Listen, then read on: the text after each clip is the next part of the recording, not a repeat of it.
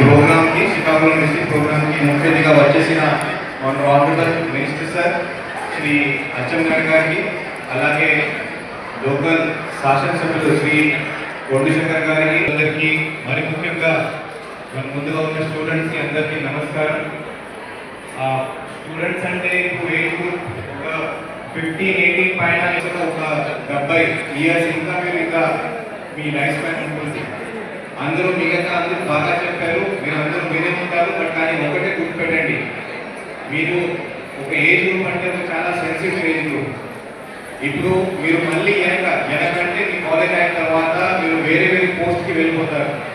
మీరు మంచి మంచి జాబ్ మీరు తీసుకుంటారు.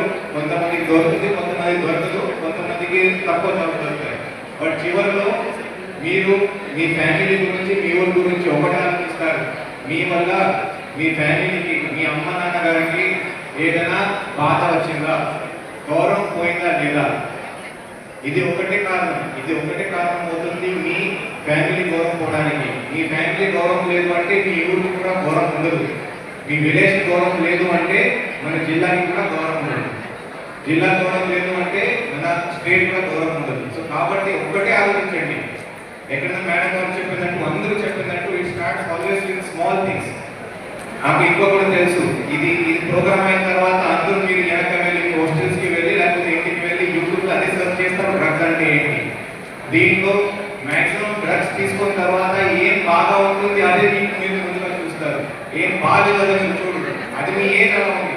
బట్ కానీ దయచేసి అందరూ ఇంకొకసారి ఆలోచించి మనం ఇది స్టార్ట్ చేస్తే ఏం ప్రాబ్లం అవుతుంది, మన అమ్మ నాన్నకి, మన గార్డియన్స్కి, మన విలేజ్కి ఏం బరువు పోతుంది, దీని గురించి ఆలోచిస్తే చాలా బాగుంటుంది.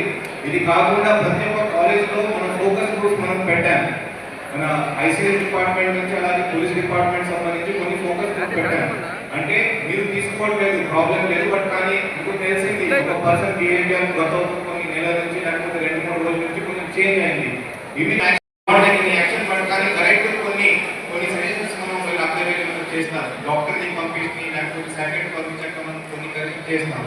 National psychotropic substances prevention act, దీంట్లో బెయిల్ కూడా దొరుకుతుంది.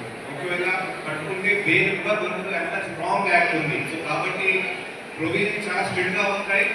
సో కాబట్టి మీరు డ్రగ్స్ వైపు వెళ్ళకూడదు. ఒకవేళ ఎవరికైనా వెళ్తున్నారంటే దయచేసి ఇన్ఫర్మేషన్ కూడా మీ గ్రూప్స్ ద్వారా మీ టీచర్స్ మీరు ఇచ్చేస్తే లేకపోతే కాలేజ్ అడ్మినిస్ట్రేషన్ ఇస్తే కరెక్ట్ స్టెప్స్ మనం తీసుకుంటాం. ఈ ప్రోగ్రామ్ చాలా మంచిగా సక్సెస్ఫుల్గా ఆర్గనైజ్ చేసినందుకు మన పోలీస్ డిపార్ట్మెంట్కి, జిల్లా అడ్మినిస్ట్రేషన్కి అందరికీ చాలా థ్యాంక్స్ అండి.